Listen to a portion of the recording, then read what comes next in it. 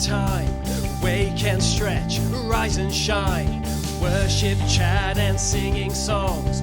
Come join in and sing along. It's Friday morning worship time. Friday morning worship time. Friday morning worship time. Friday morning worship time.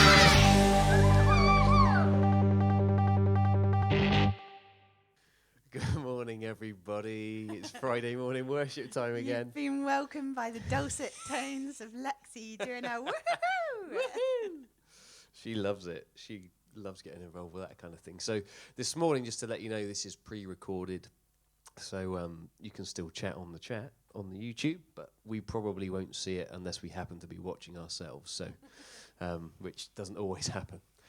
So yeah, fantastic. We're going to have another good one. And this week, we're actually going to get into the Holy of Holies. Oh yeah, we've the main arrived. event. So we've been looking at the temple over the past however many weeks, outer courts, inner courts, into the holy place, the furniture that is in there where different people could go, all of these kind of different things. And we've been chatting through the doorways. Phil's been mentioning the doorways, the way, the truth, and the life. Bry's been talking to us about pillars and architecture quite a lot. But it's all been really kind of fascinating seeing how it all works, how God's plan and design has been just to draw us into him again, and making a way for us, talking about Jesus. I tell you what, we should so have 2 pillars in the new building, don't you think? Yeah. And give them names. I think it would Let's be. give them some really good names. We'll have a naming competition from the kids. Yeah, come on. I can tell you already, Judy's going to call them Sharon and Peep. Those are his favourite names at the minute. Sharon. Brilliant. The Rose of? Rose Just and to bring Sharon. it back to... He's so biblical, that boy. Fantastic. So we're going to go into the Holy of Holies this week, which is going to be...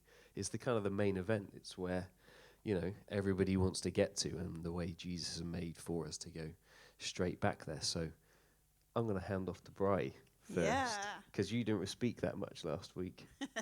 I always speak a bit. We can't stop you, but Find a way to chip on in.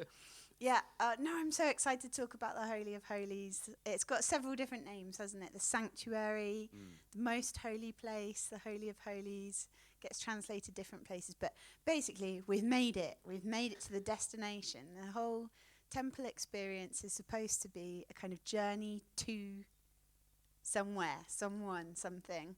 And today we're going to talk a little bit about that. And I'm excited about it because it's not just about that brilliant 5 minutes at the end of worship or something, like just that little kind of moment. But really it's a blueprint for what is the church all about? What is the Christian life all about? What is, what are we here for? And I would say that the holy place shows us what we are here for on earth. What is our mission, our purpose, our joy? And so we're going to explore that. Yeah. Last week, we were talking a lot about, a lot of things. But I said we needed an Eden buzzer. And I was thinking we kind of need a Jesus buzzer as well, don't we? Anytime we talk about Eden, it goes, ah. And anytime we talk about Jesus, it goes, woo. So if you're playing along at home, you have your sounds ready, because there's going to be a few mentions. We've looked really specifically at the temple and Solomon's temple and the Moses tabernacle and things like that before. This time I want to take a whole view from Genesis, a lot more New Testament today as well, to figure out, it's going to sound like a bit of a rabbit trail, bear with me, because all of these things are just looking at the diamond from different angles to really understand what it is. So Nath started talking to us a bit last week about the kind of Eden imagery in the temple with the cherubim and how it was a mountain garden. And that mountain garden thing is something I'd really like to kind of pick up on today, because it's going to show us a bit about what was supposed to happen in the holy place. Because in the Bible, when we read about it, we're saying like only the high priest went in, and it was very mysterious and dark, and no one really knew it was, it wasn't open to everyone. So we don't have these big descriptions of, did anything happen? We don't really know. But we do have the blueprint from before, a couple of blueprints. One which, Eden. The next one being Moses' experience on top of the mountain to show us, and I'll explain why that is a temple experience in a minute. And then later on, we've got stories of Jesus having a mountain garden experience where the same sort of things are happening. And each one of these, when we kind of match them all up, there's so many similarities, it's a bit mind-blowing. That these kind of things map onto each other to give us a more full picture of what is supposed to happen in that holy place. So, all right, first up then, Moses on the mountain and Eden. Are those two things really the same? Well, I think the Bible's trying to tell us that they are. So we've talked lots and lots about Genesis 1 and 2, haven't we, over the weeks. It's come up lots of times. And you'll notice the number 7 coming into that, tons. There are 7 days of creation, 6 days, and on the 7th day God rests. There's also 7 speeches where it says, and God said, let there be light, or whatever. We've got all of that stuff. Well, when we skip forward to, like, Israel's come out of Egypt, crossed over the river. We've got Moses, and they're starting to, make this covenant with God, and he goes up to the mountain. Well, they take all the same imagery, all the same language, and they map it onto this experience of Moses going up the mountain. Even to things like Moses goes up the mountain, there's 6 days, and on the 7th day, God speaks to him. And when they describe it, and God starts saying, I want you to build this tabernacle. We're going to have this place where we can be together. And there are 7 speeches which map onto the 7 speeches of creation, where it says, and God said, let there be a lampstand, and la la la la la, all of this.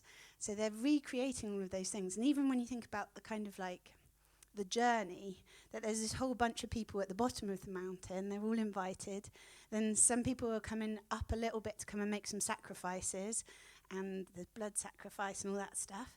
And then another person, only one person can go right up to the top into the next bit. So we've got these kind of zones, a lot like we've talked through in our journey. So Moses goes through basically the temple journey. And then God says, look, I want you to kind of recreate this journey in a tent form so that we can do this, and there's stuff to learn from it.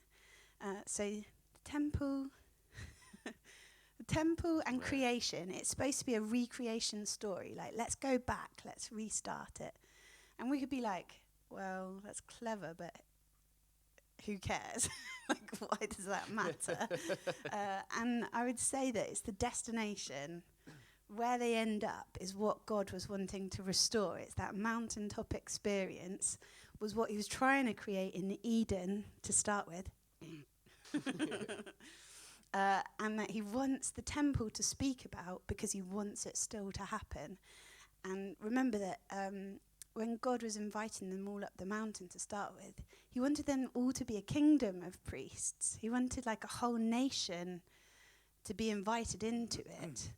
They weren't quite comfortable with that and familiar with it. It didn't look like the other nations around them, how it was done and stuff. But God was trying to recreate this kind of Eden mission so that the whole of Israel could be a kingdom of priests that would represent Eden, represent this holy place, represent the mountaintop experience for all the nations to join in. So if we look a bit about that, what happens on the top of the mountain, then we'll know a bit about what's supposed to happen in the Holy of Holies, won't we? So let's think about Moses, like what stuff do you know happens on the top of the... and you can map it together with Eden. So what did the mountaintop experience look like? You mentioned last week, didn't you, about the face-to-face? That it was a place where they could talk. Yeah. I mean, when we were looking about going into the Holy of Holies, we were saying how it was a moment where it kind of transcended from the corporate experience where we're all doing this thing together to the point where suddenly you're going to talk to someone.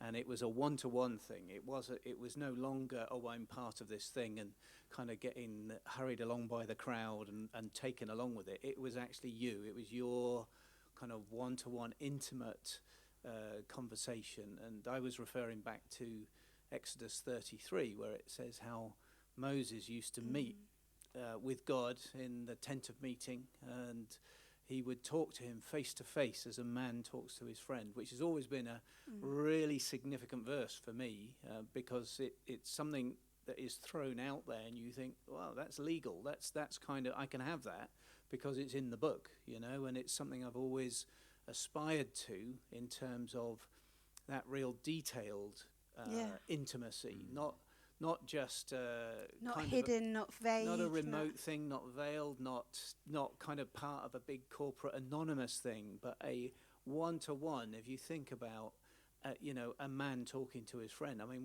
we've all done that. We've all got friends that we're close to where we have to and fro conversations where one person speaks, the other person speaks, and as there's this exchange of information, you begin to not only understand what the person wants, but the heart of the person. You begin to get drawn right in, and intimacy begins to come out. So I think that whole thing of the one-to-one thing just speaks of this incredible intimacy where it goes beyond, I want you to do this, and comes into this, oh, hello, Moses, how are you doing? Yeah.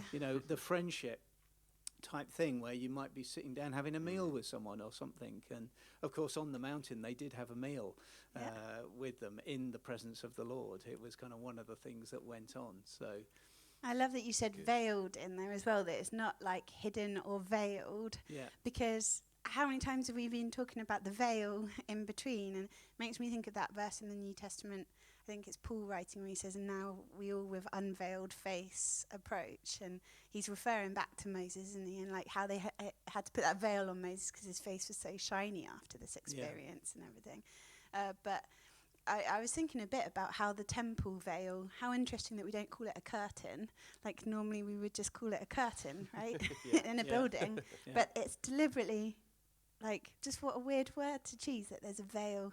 And we're thinking about that kind of, now we're coming unveiled, and that intimacy of like at a wedding, you think about like a Jewish wedding and the bride comes in veiled and they lift up the veil and the bride sees her and they look into each other's eyes for the first time, and that like that clarity coming of like, oh my goodness, not guessing, trying to read someone's emotions behind a face mask even or whatever at the minute, and you're like, I think is it even them? Yes.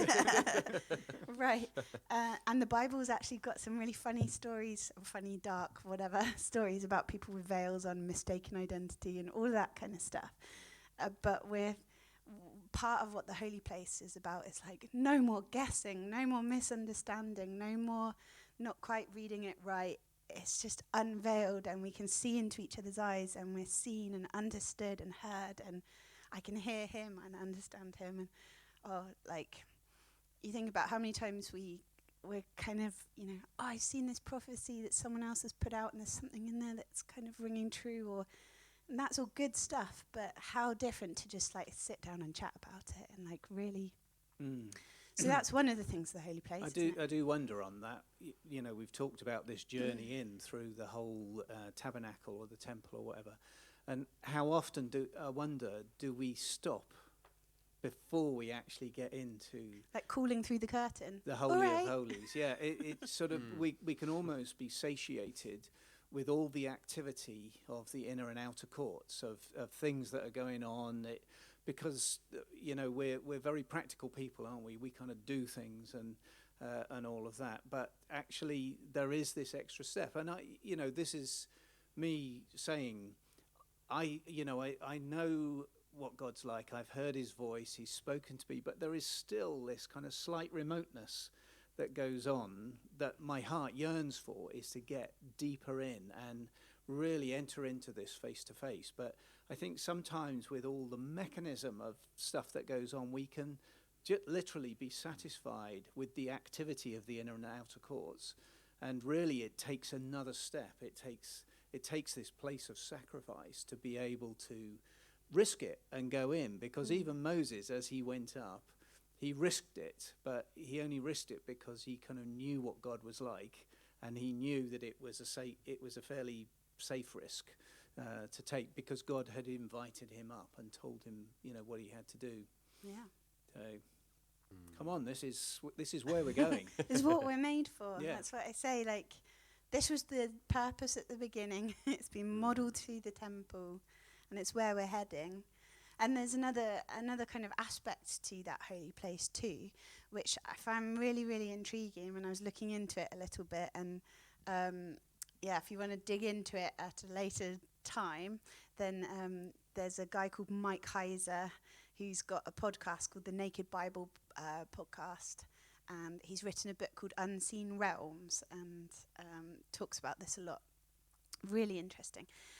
But I was listening to him talk a little bit about how the holy place, the sanctuary, is that in its context, in its time, people would have understood this as being a kind of reference to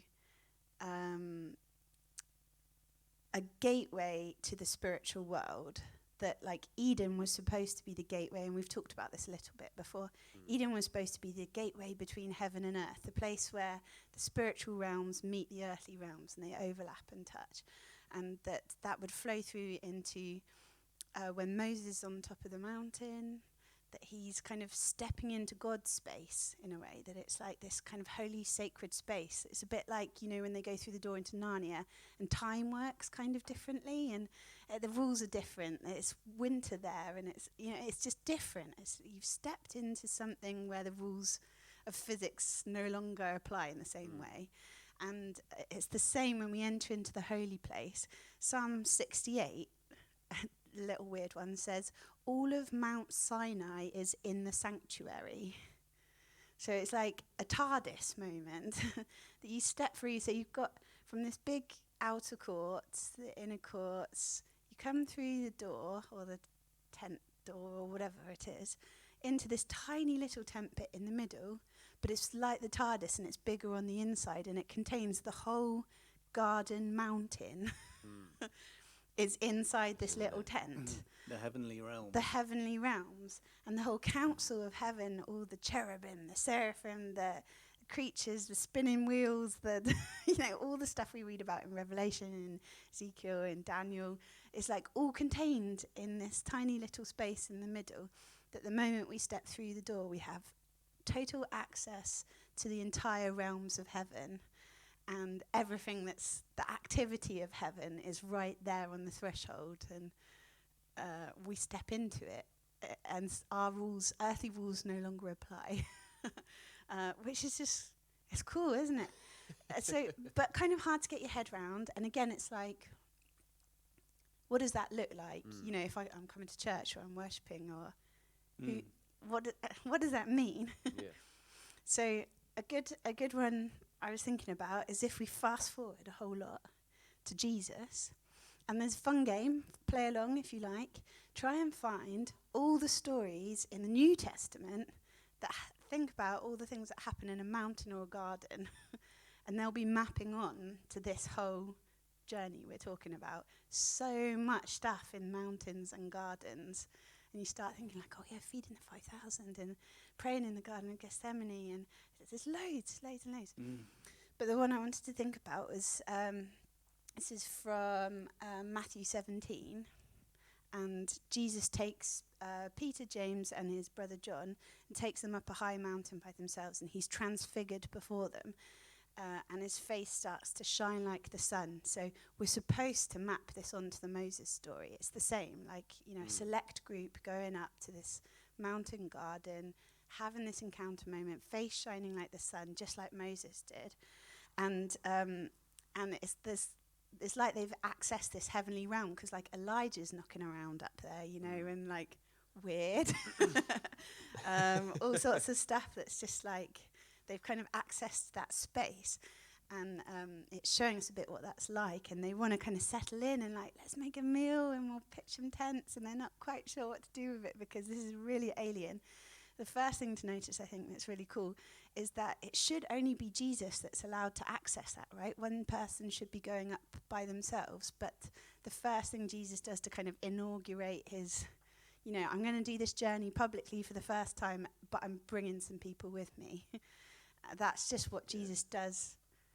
That sums it up, doesn't it? I'm going, and I'm bringing you with me. Come on. So that's cool to start with. But they're all like, we don't know what to do up here, and there's a voice speaking out of the cloud, and bright glory overshadowing them. And then, a bunch of stuff happens. They talk about it, and they lift up their eyes, and suddenly everyone's gone, and there's no one there but Jesus. And it seems like the story ends there, but I was thinking, well, what happens next? What happens after they've had this, moment? Well, then the next thing is they go down, and there's a kid who's been throwing themselves into the fire because they've been oppressed, and Jesus sets them free.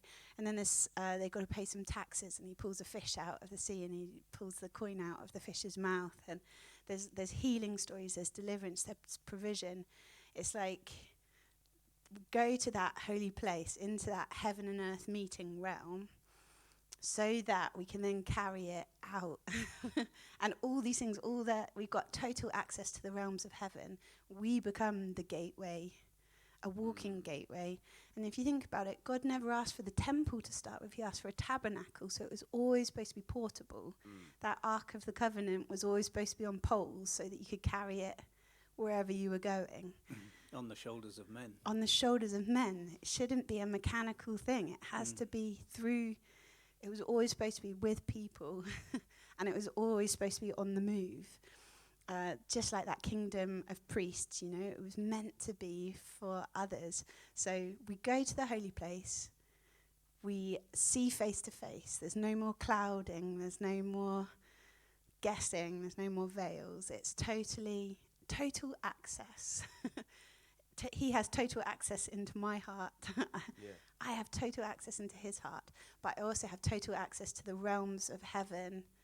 And when I take that with me, then everything is possible. The Eden mission is restored. And there's one last little bit.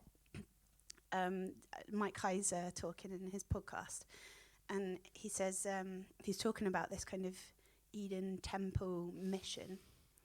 He says, God's purpose, God will be with his family, a holy nation, a kingdom of priests, and from them he will proceed to propel the plan to reclaim the nations and the world, as was the case with the Eden mission.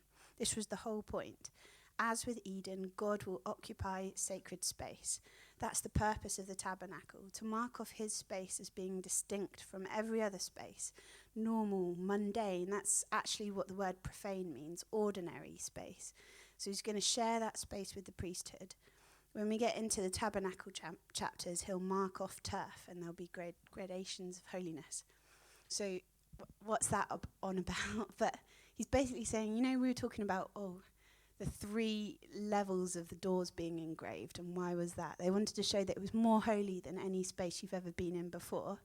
What's God trying to convince us of, Is it his holiness, his otherness? Why is that? Because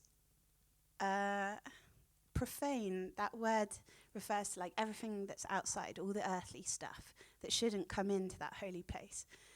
It doesn't mean like dirty or bad or evil. It just means ordinary, just normal. And what's so wrong with normal?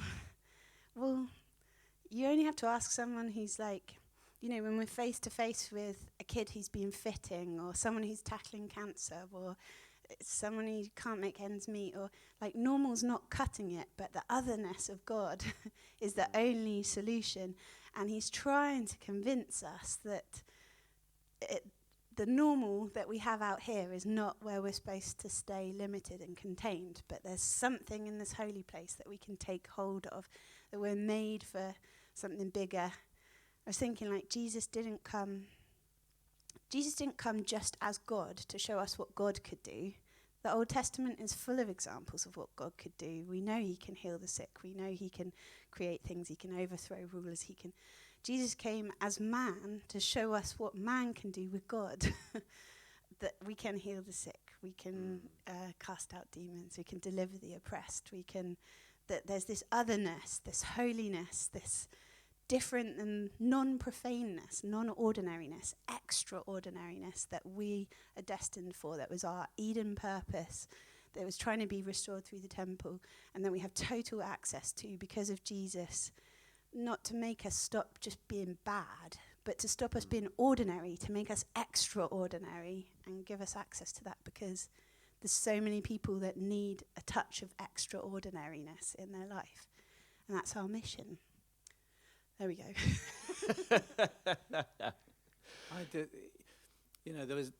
We come along here and do these things, and we never quite know what we're going to say, do we? It's like you sort of make it up a bit as you go along. But, just hearing that is an extraordinary word, that whole kind of thing there. And we've got a few things that we might want to add in, but I just feel that whole word there stands on its own. It is an extraordinary word. That's a good word right there, as Chris Valaton would say.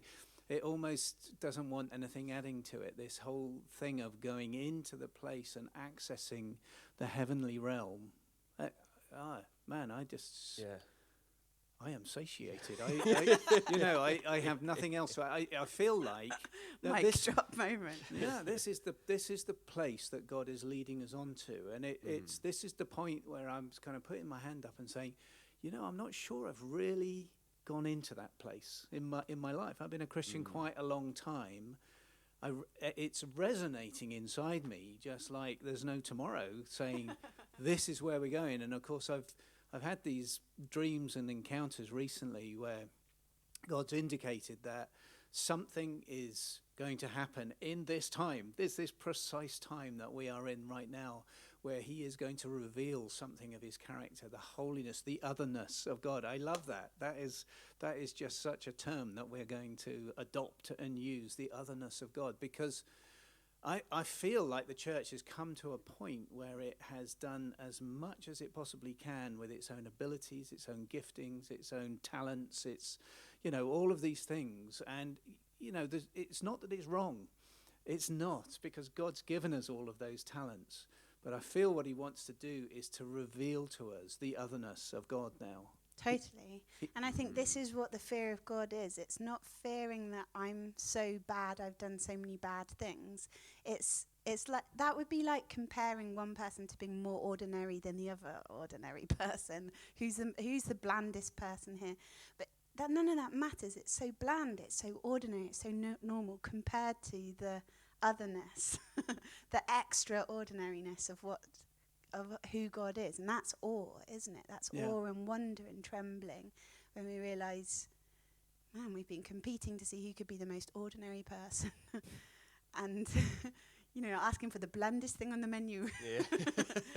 When there's this feast of flavour and, things available to us. And that's our third wave in a way, isn't it, that you've been talking about, of something coming that is totally out of the ordinary, totally like we've never seen. And I think it kind of illustrates or illuminates a little bit about what that's about. That, because from the dream, there's a feeling that this is going to happen to us, but actually it's an invitation to go in and access it. It is, I think, that third wave in the dream, which was like 200 meters tall.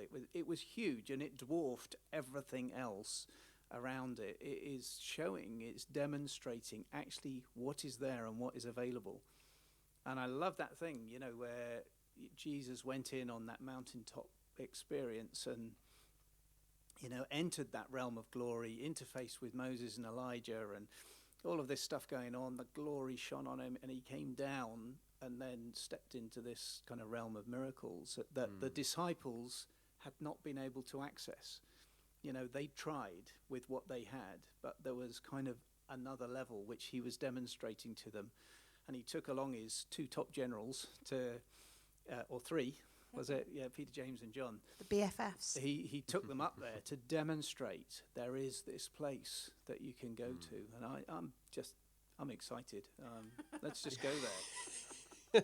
Do you want to explain about the third wave quickly, in case people have no idea what you're Yeah, talking so about? it was a dream that I had back in April in 2020, and it was, were we in the first wave then? I think we probably were. But I had this dream where we were all doing church down on the beach, and church and KLS and all of that sort of stuff. We were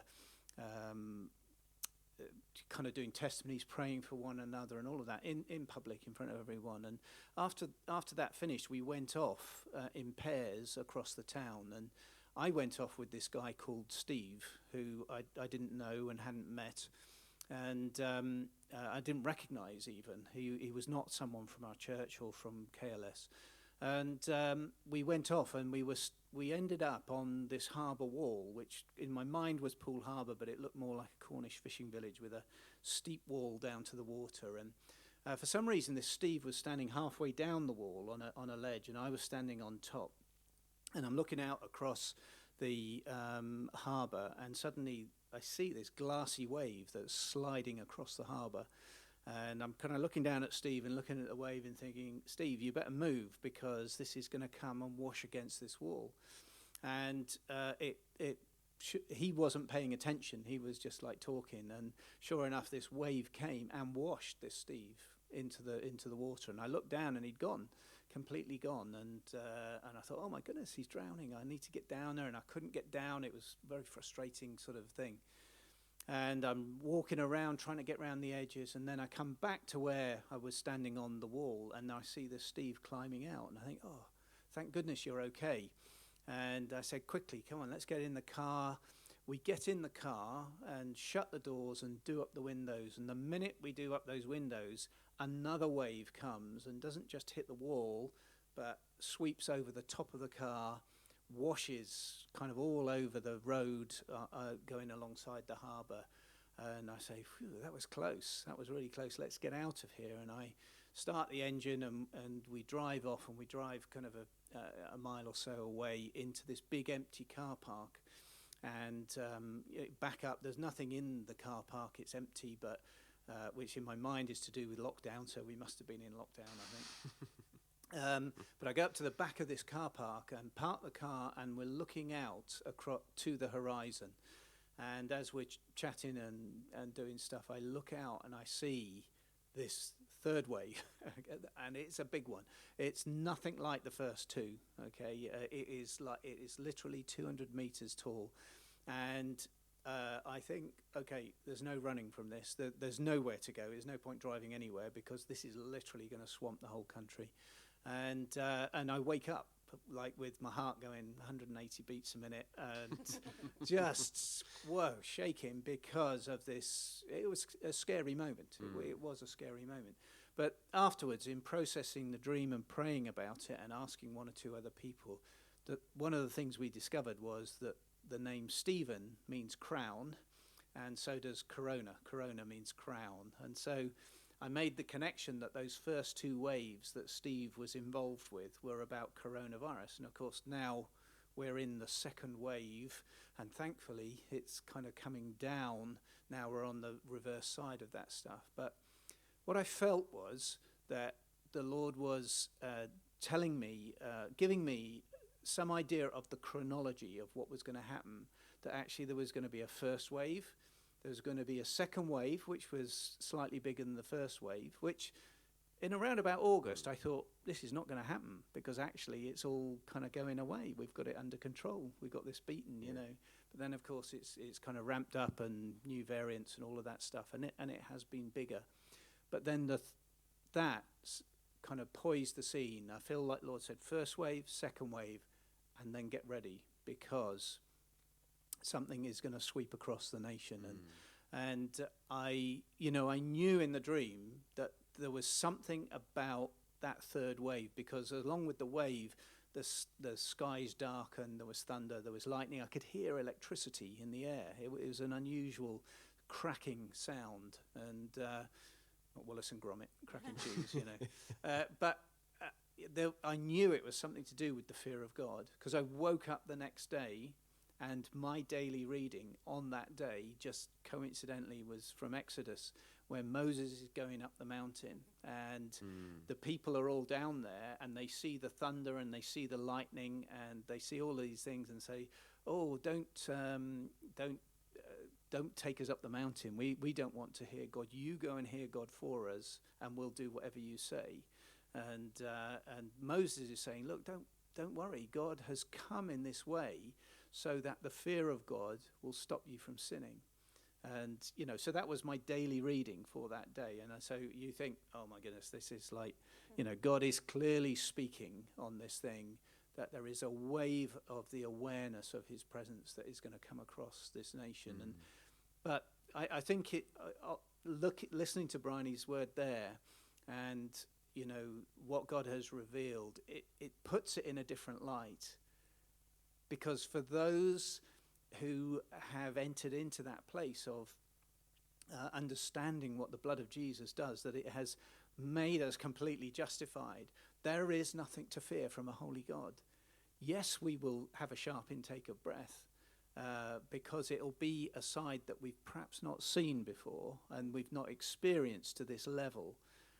But he has invited us in. It's like Moses. He has invited us to come to this place and speak to him face to face as a man speaks to his friend. And I believe that he is going to equip us. He is going to kind of pour into us so that we can go out and bring the harvest in. That's the times that we're living in.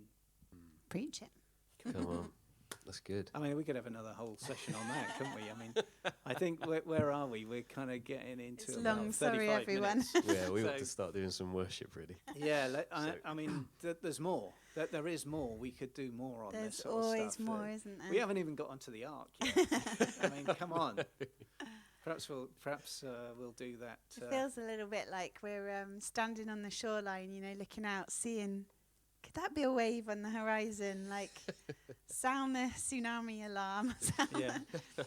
It's looking out, kind of perceiving and starting to, try and figure out what shape that takes. But it's exciting, isn't it, when Yeah. God's speaking and showing stuff to us. So exciting. And just to finally, the feeling I'm getting is a sense of imminence at the moment. We are in it. This is the moment. I mean, could it be today? Yes, it could be. Could it be this week? Could it be this month? We're right in that bit now. I'm kind of sensing it on the inside, and what I'm feeling is like a sort of a dissatisfaction with what has gone before, in a way, because he's putting something kind of new and potential in front of us. And I think, this is the thing. He's asking us to prepare ourselves to come in. I mean, how can you prepare yourself for a tsunami or for the holiness of God to sweep over you? I don't know the answer to that, but... Well, part of that is that journey that we've been looking at, isn't Yeah. it? We walk the journey, we let Yeah. go of the things that's familiar to us now, but there's something that's been keeping us at the threshold. But we walk the same journey. We come near in praise and worship. We let go of the things of this world and let ourselves be washed by the word, and we let the light of the lamp shine on us and renew us and restore us. And we take the bread, the daily bread, and we draw near to that doorway with the veil that's been ripped in two. And we know he's given us the journey. He's given us the step by step, hasn't he? And we do it. And then because of Jesus, because he's opened the way, then there's something for us to step into. Come on. And we've talked about the now and the not yet. And yes, we're waiting for something, but that doesn't mean it's not accessible right now, right today. Like, it was accessible to Jesus already 2,000 years ago. It was accessible to Moses more thousands of years ago. Yeah. And that way is open. So this morning we can do that journey again and come and kind of lay our... you were talking, was it last time or this time, about the offer yourselves as a living sacrifice, holy and pleasing to God, as your reasonable act of worship. And So we do that this morning, don't we? We just Chuck ourselves on the altar chuck ourselves into the process and say, "Cook it, Lord." and bring say, the this is what fire." it's got to be. This Yeah. is what we choose. This is Shush. what else? Come on. Come on. Right. Where else would I go?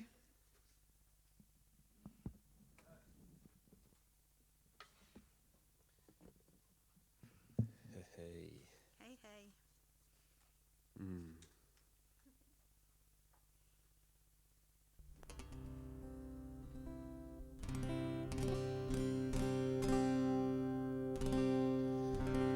Yeah. Yeah, we just want to worship you, Father. We thank you for all the good things that are happening. I thank you that I'm going to put my cap on and not play this in the wrong key.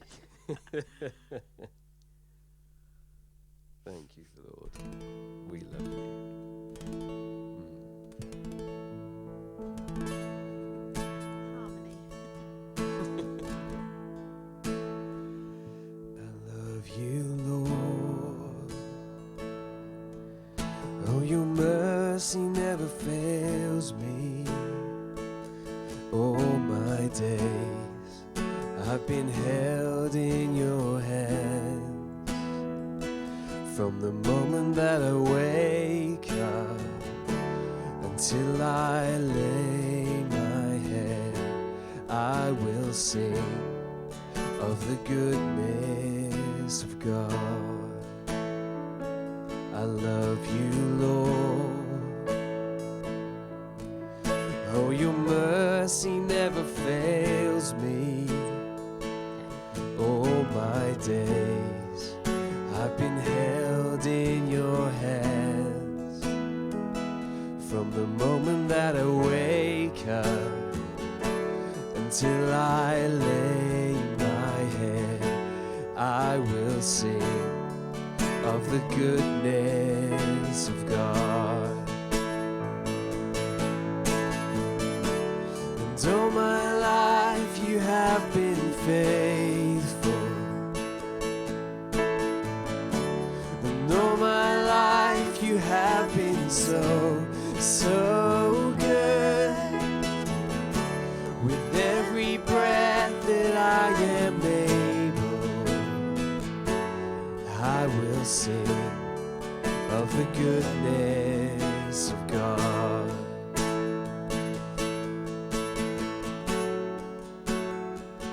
I love your voice. You have led me through the fire in darkest nights. You are close like no other. I've known you as a father. I've known you as a friend. And I have lived in the goodness of God. And all my life you have been faithful. And all my life you have been so, so good. With every breath that I am able, and I will sing of the goodness of God. All my life, and all my life you have been faithful. And all my life you have been so, so good. With every breath that I am able, and I will sing of the goodness of God. Oh, your goodness is running after me. 'Cause your goodness is running after me. Oh, your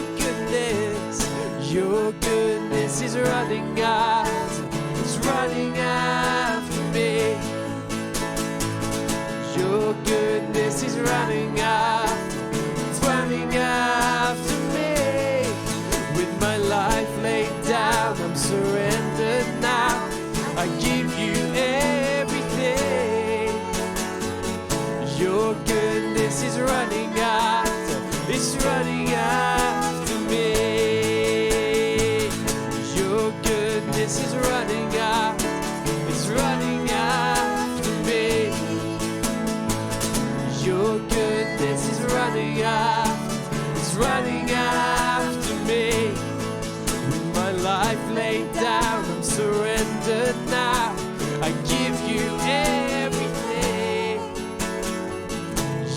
goodness is running after, it's running after me.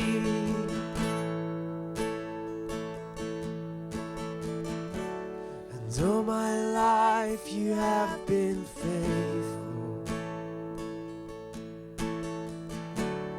And all my life you have been so good.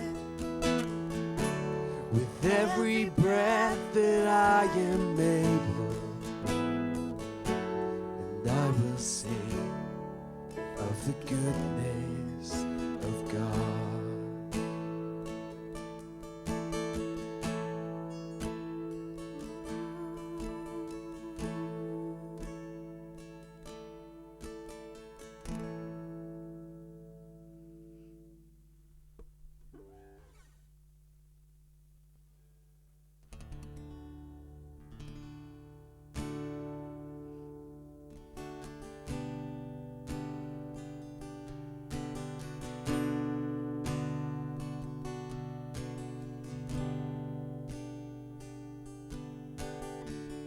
No place I'd rather be.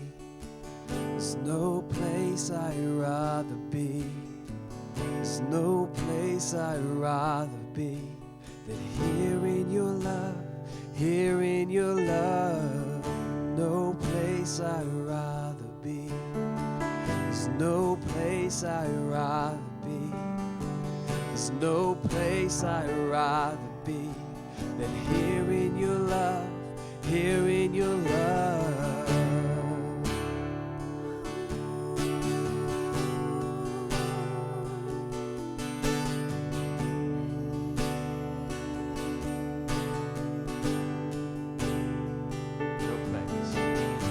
There's no place I'd rather be.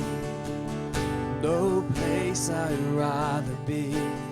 There's no place I'd rather be than here in your love, here in your love. No place I'd rather be. There's no place I'd rather be. There's no place I'd rather be than here in your love, here in your love.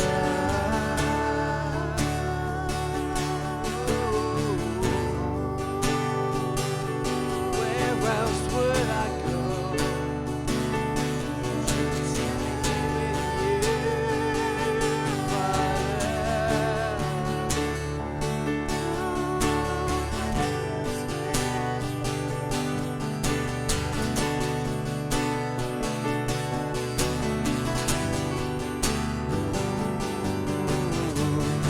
So set a fire down in my soul that I can't contain, that I can't control.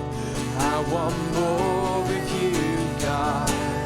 I want more of you, God. So set a fire down in my soul that I can't contain, that I can't control. I want more of you, God. I want more of you, God.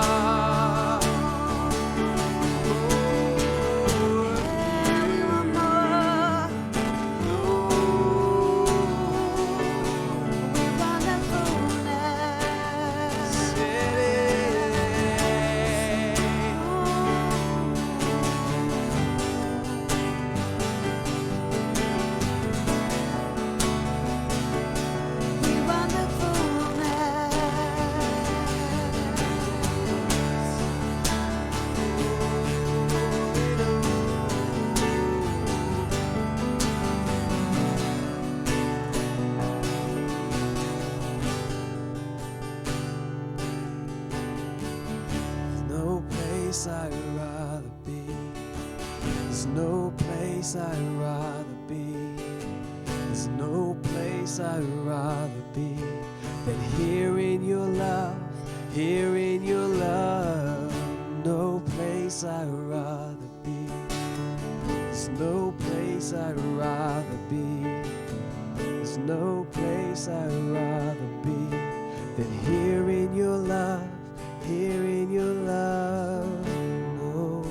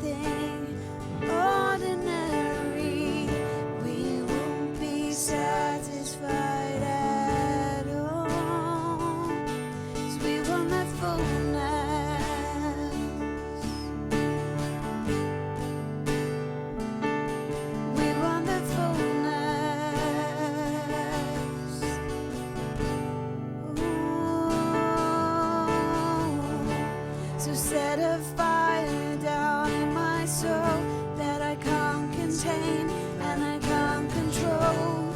I want more of you, God. I want more of you, God. Oh, we want more of you, God.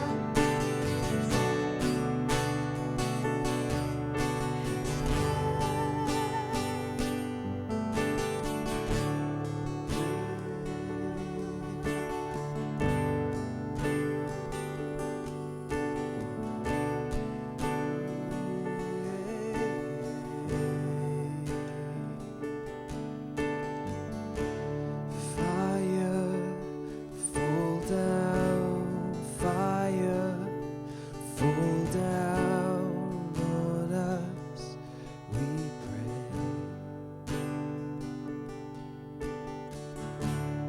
Fire, fall down, fire, fall down on us, we pray. We lay our lives down. Fire, fall down. Fire, fall down on us, we pray.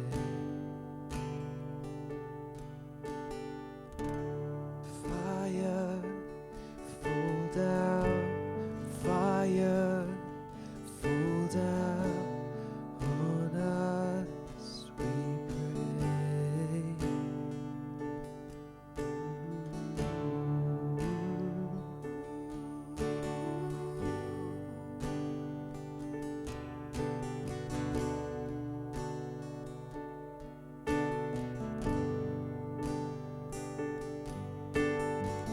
Oh, come like fire.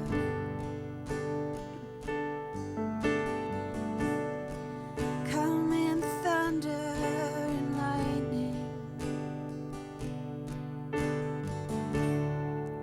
Come in a mighty rushing wind again.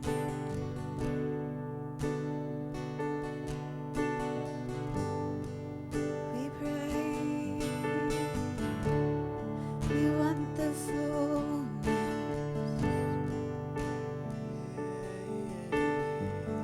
We won't be satisfied with anything else.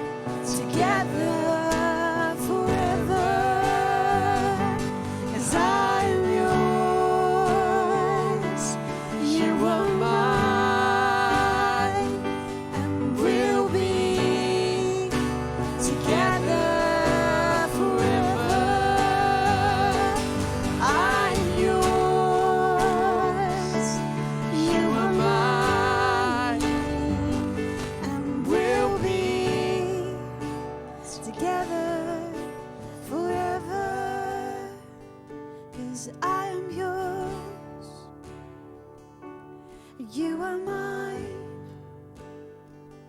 and we'll be together forever, face to face.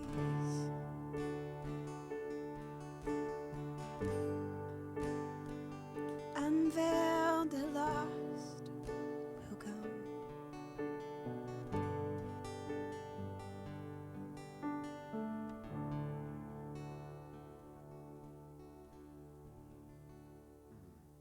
Yeah, Father, we thank you. We ask we would experience you in greater and greater ways. We're not satisfied with where we are. We're not satisfied with where we've been. We don't just want to keep doing the same thing. Would you lead us on into new places, into new territory, new experiences, new revelation of who you are, of who we are, of this place that you've created and that you dwell in. We love you and we give you all the glory and all the praise and all the honor. And we love you. Amen. Amen. Well, thank you so much, everybody. Thanks for bearing with us on a long one today. We're just getting too excited about this stuff. But this is probably going to be the last one that is like this at the moment. Yep. Bri, if you hadn't noticed, is getting pretty close to having a baby, which is going to be cool and very exciting. But it means we won't be doing this exactly as it has been. There will be something going on a Friday morning, but we're not quite sure what that's going to be yet. So seems kind of fitting that we finally made it to the Holy of Holies, this big destination we've been building to. And all we can say at the end is kind of watch this space. watch what's going to happen. But something will be happening on a Friday morning. So just watch out for the KLS Facebook, stuff like that, Lighthouse Facebook stuff, and something will come out and pop up on those places for... Well, something's coming out and popping up. Right, something will happen with Brian coming out, but yeah, so thanks for so much for joining us on these Fridays. It's been a lot of fun, and we've had a lot of fun. And thank you to our faithful 8 to 10 that join us live on a Friday morning. But also we know from the viewing figures there's lots of you watching later in the day, later in the week, and we really appreciate that. Thank you to everyone who's been sharing it and spreading the Friday morning worship time vibes. Yeah. We love it. Yeah, absolutely. So thank you so much. So do join us again next Friday somewhere, someplace, sometime. And there will be a Lighthouse service again at 10:30, so do join us then. I'm sure you'll see one or two of us there. So thanks so much for watching and being with us, and we will see you all soon. Bye.